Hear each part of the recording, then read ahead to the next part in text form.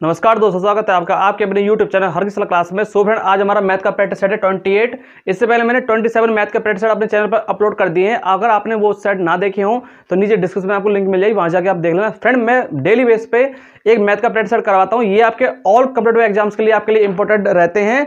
चाहे आपका exam railway NTPC का है, रेलवे ग्रुप डी का है, हरियाणा पुलिस का है, एसएससी जीडी का एग्जाम है, ये आपके करंट के एग्जाम है जो आपके आने वाले हैं। ठीक है फ्रेंड्स, और आप कह सकते हो कि आपके ऑल कॉम्पिटिटिव एग्जाम्स के लिए ये मैथ के प्रैक्टिस सेट आपके लिए इंपॉर्टेंट रहते हैं, क्योंकि मैं हर एक टॉपिक से एक क्वेश्चन कराता हूं।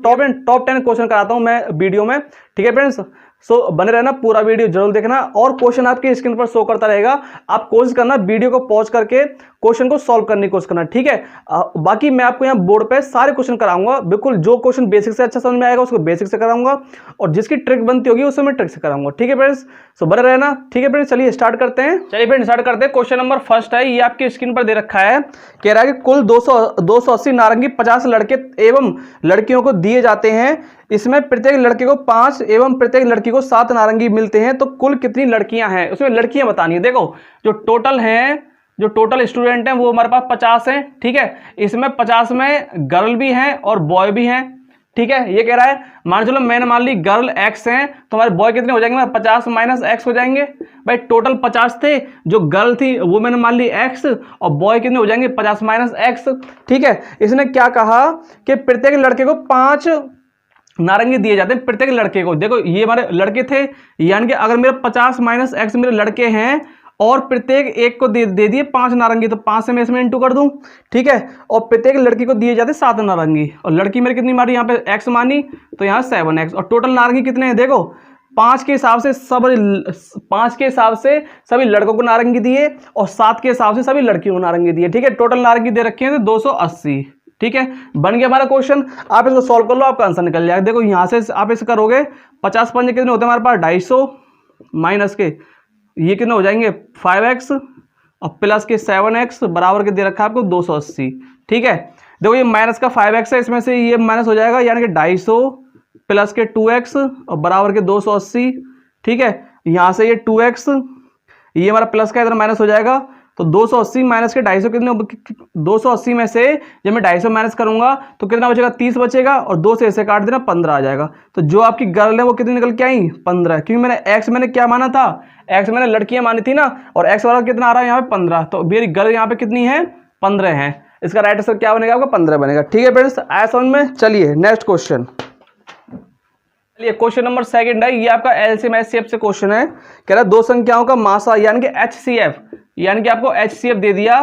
ठीक है, मासा दे दिया आपको, मतलब दो संख्याओं का मासा और लासा 21 और 84 है, यानी कि एचसीएफ दे रखा है आपको 21, और जो इसका एलसीएम है वो आपको दे रखा है कितना? 84 दे रखा है। ठीक है, यदि दो संख्याओं का अनुपात अब आपको रेशो में दे दिया, यानी कि फर्स्ट नंबर और सेकंड नंबर, ये आपको दे रखा है रेशो में। क्या दे रखा है? 1:4 दे रखा है। ठीक है, तो दोनों संख्याओं में से बड़ी संख्या क्या होगी ये आपसे पूछा है। ठीक है, तो देखो इसका मैंने आपको जो एलसीएम एचसीएफ की वीडियो में कराया था, मैंने आपको एक फॉर्मूला बताया था। वो हमारा कॉमन फॉर्मूला होता है।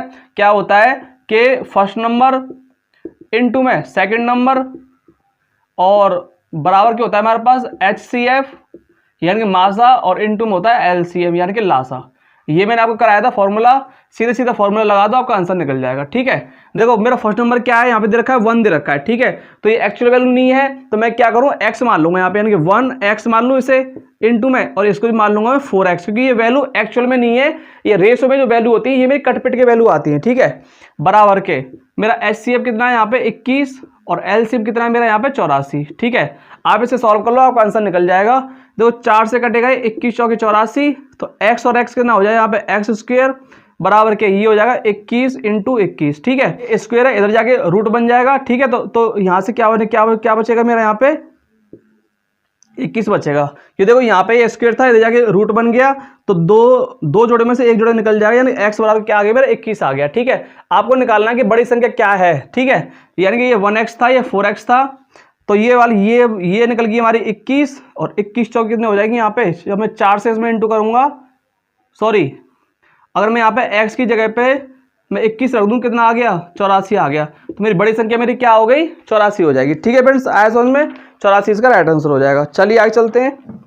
मैं हर टाइप से क्वेश्चन कराऊंगा आपको, बस बने रहना पूरे वीडियो में, ठीक है। मैं आपको हर टाइप से क्वेश्चन कराऊंगा, बस बने रहना पूरे वीडियो में। मैं आपको इजी, मॉडरेट और हाई लेवल में आपको तीनों तरीके से क्वेश्चन कराऊंगा इसमें, ठीक है। चलिए, कह रहा है कि दो संख्याओं का योग। अब देखो ये क्वेश्चन बन गया हमारा, क्वेश्चन नंबर 3 दे रखा है। क्या क्या कह रहा है, देखो कि दो संख्याओं का योग 37 है, ठीक है। मैंने मान ली पहली संख्या x है, दूसरी संख्या y है, दोनों की संख्या को योग दे दिया उसने 37 और उनके वर्गों का अंतर दे दिया 185। उनके वर्गों का अंतर यानी कि एक्स स्क्वायर माइनस के वाई स्क्वायर दे दिया 185, उनके वर्गों का अंतर दे दिया, ठीक है। और तो दोनों संख्याओं का अंतर क्या होगा, दोनों संख्याओं का अंतर क्या होगा, आपसे ये पूछा है, ये क्या होगा, एक्स माइनस वाई क्या होगा, ठीक है। तो देखो नंबर सिस्टम में, और मैंने आपको सिंप्लीफिकेशन में आपको फॉर्मूले कराए थे, क्या बनता है, देखो ये सीधा सीधा हमारा फॉर्मूला बनता है, क्या होता है, देखो एक्स प्लस वाई और एक्स माइनस वाई, इसके बाद क्या होता है हमारा एक्स स्क्वायर माइनस के वाई स्क्वायर, ये तो बनता है हमारा फॉर्मूला। ए प्लस के बी इंटू ए माइनस के बी, ए स्क्वायर माइनस के बी स्क्वायर, ये तो बनता है। तो एक्स प्लस के वाई कितना दे रखा है, यहाँ पे हमको 37 दे रखा है, इंटू में मुझे ये निकालना है एक्स माइनस के वाई निकालना है, ठीक है। इसके बराबर कितना दे रखा है, यहाँ पे 185 दे रखा है, इससे ऐसे काट दो, 3 पंजे 15, 7 पन्ना 35, यानी 5 बार कट जाएगा। तो मेरा यहाँ से निकल के आ गया एक्स माइनस वाई बार क्या निकल के आया, 5 निकल के आ गया, ठीक है फ्रेंड्स। आया समझ में, 5 इसका क्या हो गया, राइट आंसर हो गया, ठीक है। चलिए नेक्स्ट क्वेश्चन, चलिए फ्रेंड क्वेश्चन नंबर 4 है, ये आपका एवरेज से क्वेश्चन आ गया। कह रहा है एक क्रिकेट खिलाड़ी 10 टेस्ट खेलने के बाद 11वें टेस्ट में 100 रन बनाता है, परिणाम स्वरूप उसके रनों का औसत 5 बढ़ जाता है, रनों का वर्तमान औसत कितना है। देखो इसको मैं आपको बिल्कुल बेसिक से कराऊंगा और फिर मैं इसका बहुत अच्छा फॉर्मूला भी बताऊंगा आपको, ठीक है। देखो एक क्रिकेट खिलाड़ी 10 टेस्ट खेल, पहले मान लो कि उसने 10 टेस्ट खेले और 10 टेस्ट में जो उसका एवरेज था वो एक्स एवरेज था, यानी कि एक्स उसका क्या था, औसत था, ठीक है। और 11वें टेस्ट में उसका मतलब एवरेज क्या हो गया, एक्स प्लस के 5 हो गया। 11वें टेस्ट में उसका एवरेज कितना हो गया, एक्स प्लस के 5 हो गया, 5 रन बढ़ जाता है ना उसका औसत। क्यों बढ़ जाता है कि 100 रन बनाने के बाद, ठीक है, 100 रन बनाने के बाद, यानी कि 10वां टेस्ट, ये 10वां टेस्ट और 11वें टेस्ट दोनों को टेस्ट का डिफरेंस दे दिया उसने कितना, 100 रन का, कि 100 रन जब वो बनाता है तो उसका एवरेज एक्स प्लस के 5 हो जाता है, यानी कि 5 रन मतलब 5 बढ़ जाता है उसका एवरेज, ठीक है। तो रनों का वर्तमान औसत क्या है, मतलब आपसे ये पूछा, ये तो है हमारा वर्तमान, यानी कि प्रेजेंट वाला हमारा यही तो है। तो कर लो इसको, देखो क्या हो जाएगा कि 11 एक्स प्लस के 5 यानी 11 का सम, मतलब कि 11 टेस्ट का सम रनों का माइनस के, ये हो जाएगा 10x, क्योंकि हमारा सम होता है एवरेज इनटू टोटल नंबर, ये तो होता है भाई हमारा एवरेज हमारा कैसे निकलता है, सम ऑफ नंबर डिवाइड के टोटल नंबर, और जब मुझे सम ऑफ नंबर निकालने हो तो एवरेज इनटू नंबर होता है हमारा, ठीक है। और दोनों का बराबर दे रखा है मुझे कितना, 100 दे रखा है, तो ये हो जाएगा मेरा 11x प्लस के 11 पंजे 55 माइनस के, और ये 10x बराबर के दे रखा है 100, 11 में से 10 गए तो बचा यहाँ पे x प्लस के 55 बराबर के इतना दे रखा है 100, तो x बराबर के निकल के आगे मेरा 45, ठीक है। और मुझे निकालना है प्रेजेंट में क्या है उसका, अगर x बराबर के 45 है, x बराबर के अगर 45 है तो प्लस 5 करूंगा तो मेरा कितना निकल के आ गया 50 निकल के आ गया, ठीक है। जो उसका वर्तमान, जो उसका प्रेजेंट में जो उसका एवरेज है वो निकल के आया 50 का, ठीक है। ये तो बिल्कुल बेसिक बताया। देखो इसकी ट्रिक क्या बनती है, ट्रिक बोल लो या फिर आप इसका ट्रिक कह सकते हो या फिर फॉर्मूला कह सकते हो। देखो क्या बनता है कि जब भी आपसे एवरेज पूछे ना ऐसे क्वेश्चन में, यानी कि जब आपको ऐसे टेस्ट का रनों का जब आपसे एवरेज पूछे तो उसके लिए फॉर्मूला होता है मेरा, जितने आपको रन दे रखे हो माइनस प्लस, माइनस कब करेंगे, जब उसमें वृद्धि हो रही हो, एवरेज में इंक्रीमेंट हो रहा हो, और प्लस कब करेंगे, जब उसमें कमी हो रही हो, यानी कि डिक्रीमेंट हो रहा हो, डिक्रीज हो रहे हो उसके मतलब एवरेज, ठीक है। और इनटू में कर देंगे, जैसे देखो अब यहाँ पे पूछा है प्रेजेंट के लिए पूछा है, तो पास्ट करेंगे, ठीक है, और पास्ट के लिए पूछता तो प्रेजेंट करेंगे। यानी कि देखो कैसे, ये पहले आप नोट डाउन कर लेना और इसके नीचे मैं जैसे लिख रहा हूं वो आप लिखना, तो वो आपको समझ में आ जाएगा। देखो कैसे कि मुझे निकालना है एवरेज, यानी कि वर्तमान एवरेज निकालना है, प्रेजेंट एवरेज निकालना है। रन कितने दे रखे हैं उसने कि 100 रन बनाए उसने, और 5 रन की क्या हुई, वृद्धि हुई। और वृद्धि करने के लिए क्या करूंगा, माइनस करूंगा, और कितने की वृद्धि हुई, 5 की, इनटू में। अगर जब आपसे प्रेजेंट के लिए बोले, जब आपसे वर्तमान के लिए पूछे तो पास्ट करेंगे हम, यानी कि पास्ट में हमारे कितने थे, हमारे 10 थे, 10 टेस्ट मैच थे, ठीक है। आपका एवरेज यहां से निकल के आएगा 10 पंजे 50 और 100 में से 50 गए तो 50, तो आपका एवरेज निकल के आ गया सीधा सीधा क्या 50। ये आपका हो गया राइट आंसर, ठीक है फ्रेंड्स। चलिए फ्रेंड नेक्स्ट क्वेश्चन चलते हैं अपने में। क्वेश्चन नंबर 5 है, ये आपका एज से क्वेश्चन आगे कह रहा है कि 4 वर्ष पूर्व ये तथा बी की आयु 11:14 के अनुपात में थी, ठीक है। यानी कि मान चलो 4 वर्ष पूर्व, मैं पूरा आपको बेसिक से बताऊंगा। 4 वर्ष पूर्व यानी कि पहले आपको एज का अनुपात दे रखा है 11:14, यानी कि ये ए की आयु है और ये हमारी बी की आयु है, ठीक है। और फिर आपको दे रखा है कि 4 वर्ष बाद उनकी आयु 13:16 के अनुपात में हो जाएगी, ठीक है। ये 4 वर्ष पूर्व थी तो मैं वर्तमान में ले आऊंगा पहले। देखो बेसिक में क्या करते हैं, देखो वर्तमान में क्या हो जाएगी, यानी कि 11 थी तो 11x प्लस के 4 और रेशियो में 14x प्लस के 4, यानी कि 4 वर्ष पूर्व थी ना, ये 4 वर्ष पहले थी तो मैं इसको 4 वर्ष मतलब प्रेजेंट में ले आया, ठीक है। अब इसने कहा कि 4 वर्ष बाद उनकी आयु का अनुपात हो जाएगा 13:16, ठीक है। यानी कि 13:16 हो जाएगा 4 वर्ष बाद, ठीक है। उन्होंने क्या बोला है कि ए की वर्तमान आयु क्या है, ए की वर्तमान आयु पूछे, यानी कि वर्तमान आयु देखो क्या हो जाएगी, ये हमारी ए की आयु है ये वाली, ठीक है। ये हमारी ए की आयु है तो यही आपसे पूछा कि वर्तमान आयु हमारी क्या होगी, ठीक है। देखो कैसे करेंगे, देखो ये हमारी वर्तमान है, ये वाली जो है ये हमारी वर्तमान आयु, ठीक है। और ये 4 वर्ष बाद है फिर, तो देखो मैं कैसे करूंगा, 11x प्लस के 4 तो ये है ही है, तो और 4 इसमें जोड़ दूंगा 8, 4 वर्ष बाद हो जाएगी। फिर इसको भी जोड़ दूंगा, क्या करूंगा मैं 14x प्लस के 8, 4 इसमें भी जोड़ दूंगा तो 4 वर्ष बाद की आयु बन जाएंगी बराबर के। और देखो इन दोनों का आपको रेशो दे रखा है 13:16, ठीक है। आप इसको सॉल्व कर लो, आपका x का मान निकल जाएगा, ठीक है। तो ये तो बिल्कुल बेसिक से बता रहा हूं मैं, फिर आपको एक मेथड और बताऊंगा जल्दी से करने का, ठीक है। देखो आप इसको पहले सॉल्व करो, क्या बनेगा इसका, देखो 16 × 11 करोगे आप तो कितना हो जाएगा 176x, ठीक है, प्लस के 16 8 कितने होते हैं 128, ठीक है। आप और 13 का इंटू इसमें कर दो बराबर के कितना हो जाएगा, देखो 13 इंटू जब 14 करोगे तो 13 चौके 52 बचे 5 और 13 कम 13 और 5 18, 182x, और 13 का आप जब 8 में करोगे तो 13 कितने हो गए 104, ठीक है। यहां से आप x का मान निकालो पहले, क्या आएगा, देखो ये 128 है, ये 104 है, ये प्लस का इधर आके माइनस हो जाएगा, यानी कि 128 माइनस के 104 बराबर के ये 182x था, ये प्लस का इधर आके माइनस हो जाएगा, यानी कि 176x, ठीक है। ये हो गया, ठीक है। देखो 8 में से 4 गए तो बचे 4, ये 2 24 बचा यहाँ पे, ठीक है। और 12 में से 6 गए 6, यहाँ बचा हमारा 6 ओनली, ठीक है। 6 चौके 24, तो मेरा x का मान मेरा क्या निकल के आ गया 4 निकल के आ गया, ठीक है। अब x का मान यहां रख दो, यानी कि आपको दे रखा है क्या 11x प्लस के 4, यही तो है हमारी ए का जो मान है, यानी कि ठीक है। इसने क्या पूछा है ए की वर्तमान आयु क्या है, तो वर्तमान तो यही है ना हमारी, तो x का मान रख दो आप कितना 4, तो 11 × 4 प्लस के 4, 11 चौके 44 प्लस के 4 बराबर कितना हो गया 48 वर्ष, यानी कि ए की जो वर्तमान आयु है वो है हमारी 48 वर्ष, ठीक है फ्रेंड्स। ये मैंने आपको बिल्कुल बताया, बिल्कुल बेसिक से, ठीक है।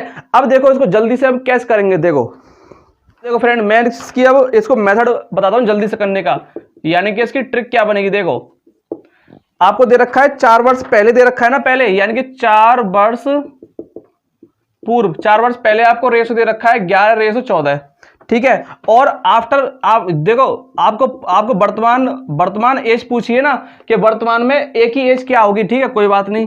4 वर्ष बाद उनकी एज का रेशो दे रखा है आपको 13:16 दे रखा है, ठीक है। अब देखो कि इन दोनों में डिफरेंस कितना आ रहा है, आप पहले इनमें डिफरेंस चेक करो दोनों में, ठीक है। देखो 11 और 2 13 और 14 और 2 16, यानी कि 2 का डिफरेंस आ रहा है ना, ठीक है। यानी कि रेशियो में डिफरेंस आ रहा है 2 का, ठीक है। लेकिन साल का डिफरेंस कितना आ रहा है 4 साल यहां पे और 4 साल यहां पे, प्लस के कितने साल का अंतर आ रहा है 8 साल का अंतर आ रहा है। लेकिन हमारा रेशियो में अंतर कितना आ रहा है 2 साल का, तो 2 बराबर के दे रखा है आपको 8, तो 1 बराबर कितना हो गया 4, 1 बराबर कितना हो गया 4 हो गया, ठीक है। तो 1 बराबर के 4 है तो देखो अगर मैं वर्तमान आयु में लेके आऊंगा इनको, अगर मैं इनको वर्तमान आयु में लेके आऊंगा तो 1 = 4 है तो 11 बराबर कितना हो जाएगा, 4 से इसमें इंटू कर दो, 11 × 4 = 44। ये थी 4 वर्ष पूर्व, मुझे वर्तमान में लेके आनी है 4 वर्ष बाद, प्लस के 4 और जोड़ दो इसमें, ये हमारा क्या हो जाएगा, ये हमारा राइट आंसर हो जाएगा 48 वर्ष। ठीक है फ्रेंड्स, ये हमारी ट्रिक बनती है जल्दी से करने की। रेशो दोनों को सेम करके देख लो, अगर सेम आ रहे हैं तो उनको जितना उनके साल के बीच में डिफरेंस है दोनों को इक्वल करके देख लो, आपका आंसर निकल जाएगा। ठीक है, चलिए नेक्स्ट क्वेश्चन में चलते हैं। चलिए क्वेश्चन नंबर 6 है, ये आपका परसेंटेज से क्वेश्चन है, कह रहा है कि एक वस्तु के मूल्य में 10% वृद्धि की गई। ठीक है, देखो मैंने आपको क्या बताया है, मैं आपको मैथ की सीरीज करा रहा हूँ, टॉपिक वाइज चैप्टर वाइज भी करा रहा हूँ। ठीक है, उसमें मैं आपको सारी चीज करा रहा हूँ, परसेंटेज पढ़ाया है, प्रॉफिट एंड लॉस पढ़ाया है। मैंने क्या बताया है कि कोई भी चीज अपने आप में क्या होती है, 100% होती है। कोई भी चीज हो अपने आप में 100% होती है। ठीक है, तो देखो क्या कह रहा है कि एक वस्तु के मूल्य में 10% वृद्धि की गई। ठीक है, कोई बात नहीं, पहले वो चीज, अब कोई भी चीज है अपने आप में 100% होगी, पहले उसमें 10% की क्या हुई, वृद्धि हुई। पहले 100% था, अब कितना हो गया, 110 हो गया, वो 10% की वृद्धि हो गई। ठीक है, इससे मासिक कुल बिक्री में 20% कमी आई। ठीक है, इससे मासिक कुल बिक्री में 20% क्या हुई, कमी हुई। देखो परसेंटेज मेथड से कैसे करते हैं, पहले 10% की क्या हुई, वृद्धि हुई, अब क्या हुआ, 20% की कमी होगी, यानी 100 - के 20 यानी कि 80%। ठीक है, यानी कि 80%। ठीक है, 80%। मासिक बिक्री के मूल्य पर समग्र प्रभाव क्या होगा। अब देखो कोई भी चीज हमारी पहले 100% थी, आप इसको सॉल्व करके देखोगे क्या प्रभाव पड़ा है, 11 × 8 = 88, यानी कि अब ये रह गया ओनली 88%। पहले कितना था, 100% था, कितनी कमी आ गई, 12% की कमी आ गई। ये हमारा क्या हो गया, ये हमारा राइट आंसर हो गया। ठीक है फ्रेंड्स, इसका 12% से क्या होगा, राइट आंसर होगा। ये हमारा परसेंटेज मेथड से मैंने आपको करके बताया, बड़ी जल्दी मतलब 100 मान के आप किसी वैल्यू करो, वो आपका आंसर बड़ी जल्दी निकलेगा। ठीक है, चलिए नेक्स्ट क्वेश्चन। चलिए क्वेश्चन नंबर 7 है, ये दे रखा है आपको कि 20 संतरों का लागत मूल्य, यानी कि 20 संतरों का लागत मूल्य यानी कॉस्ट प्राइस 16 संतरों के विक्रय मूल्य के बराबर है, यानी कि 16 संतरों के विक्रय मूल्य यानी कि सेल प्राइस के बराबर है, दोनों बराबर है। ठीक है, तो ना सर उन पर प्राप्त लाभ कितने % होगा, आपको लाभ बताना। देखो ये हमारा कॉस्ट प्राइस है, ये सेल प्राइस, यहाँ पे इनटू में, यहाँ पे डिवाइड में लिया इसे। ठीक है, ये 16 और ये इनटू में डिवाइड में आ जाएगा। कॉस्ट प्राइस के सामने कॉस्ट प्राइस की वैल्यू और सेल प्राइस के सामने सेल प्राइस की वैल्यू। ठीक है, दोनों का डिफरेंस कितना आ रहा है, 4 का आ रहा है, और 4 ये क्या है, हमारा लाभ है। ठीक है, लेकिन मुझे निकालना है यहाँ पे क्या, लाभ %। और लाभ % क्या होता है हमारे पास, लाभ इनटू में 100, और नीचे होता है आपके पास लाभ इनटू में 100, और नीचे होता है हमारे पास कॉस्ट प्राइस। ठीक है, तो लाभ कितना है, 4 रुपए का है इनटू 100, कॉस्ट प्राइस कितना है मेरा 16, 4 चौके 16, 4 से कट गया है 25 बार, यानी कि 25% उसको क्या होगा, प्रॉफिट होगा। ठीक है फ्रेंड्स, आया समझ में। चलिए नेक्स्ट क्वेश्चन। चलिए क्वेश्चन नंबर 8 है, ये दे रखा है कि एक रेफ्रिजरेटर का लागत मूल्य 28,000 रुपए है, यानी कि एक आपको रेफ्रिजरेटर दे रखा है, रेफ्रिजरेटर दे रखा है, और उसका जो लागत मूल्य यानी कि जो उसका कॉस्ट प्राइस है, जो उसका कॉस्ट प्राइस है वो दे दिया आपको 28,000। ठीक है, कह रहा है कि दुकानदार उस पर 20% छूट देता है और 10% की हानि उठाता है।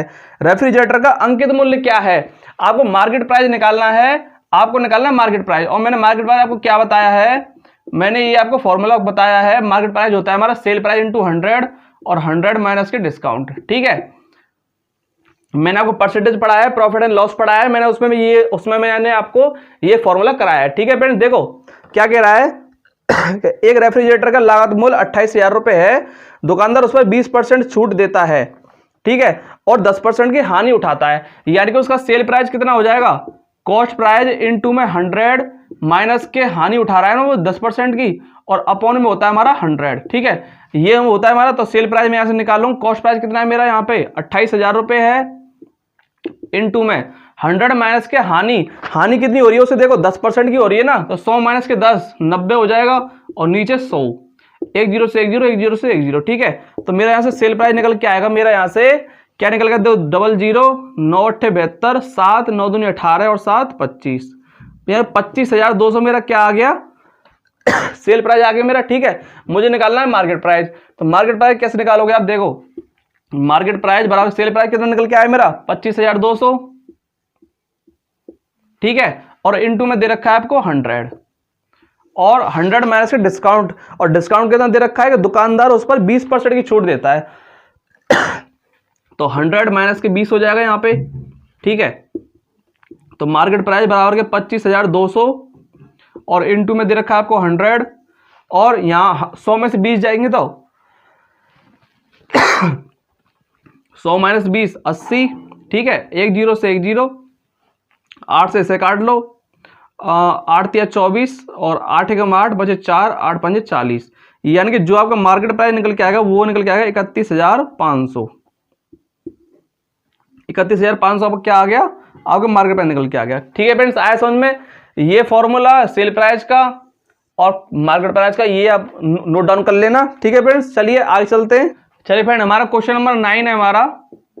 ये आपको दे रखा है कि एक ट्रायंगल ABC, ठीक है, मैंने मान लिया ये हमारा ट्रायंगल हो गया ABC, ठीक है। ये हमारा B, ये C और ये हमारा A, ठीक है। ट्रायंगल ABC के लिए DEF उसकी भुजाओं के मध्य बिंदु है, यानी कि मीडियन दे दिए, यानी कि मीडियन तीनों जो उसकी साइड हैं उन पे मीडियन दे दिए क्या, यानी कि D, E और F, ये मीडियन दे दिए तीनों, ठीक है।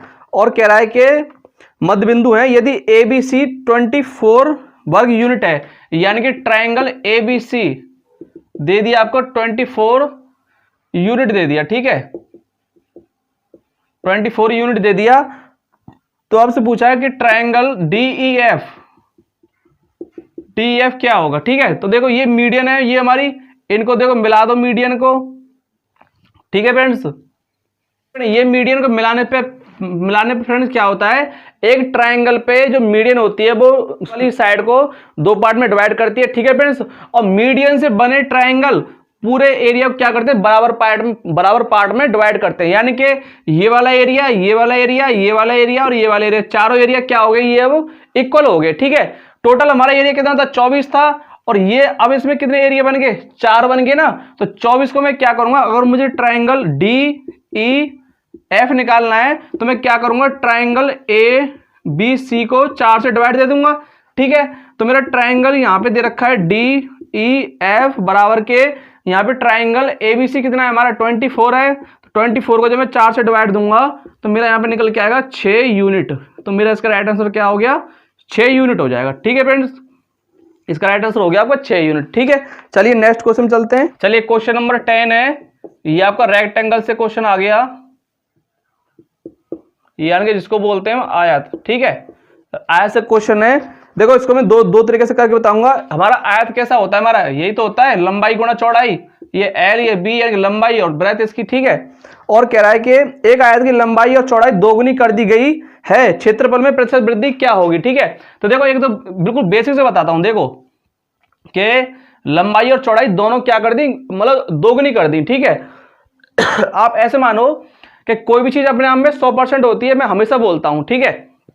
मान लो कि पहले जो इसका एरिया था वो इसका 100% था, ऐसे मानो 100% था इसका एरिया, ठीक है। कोई भी चीज अपने आप में 100% होती है, तो 100 बनाने के लिए आप दो साइड कुछ ऐसी मान लो जो मतलब 100 आ जाए। जैसे अगर मैं मान लूं लंबाई को मैं 20 मान लूं और चौड़ाई को मैं 5 मान लूं तो 100 आएगा। या अब मतलब आप कुछ भी मान लो, ठीक है, आप 10 मान लो, 10 × 10 मान लो, ठीक है, मतलब 100 आएगा, ठीक है।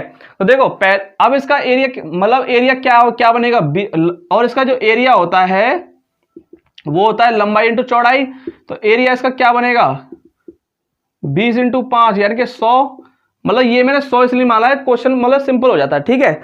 अब क्या बोला कि लंबाई और चौड़ाई को दोगुना कर दिया, यानी कि लंबाई पहले थी इसकी 20 और अब कितनी कर दी 40, और चौड़ाई कितनी थी पहले इसकी 5, अब कितनी कर दी 10 कर दी, दोगुना कर दिया।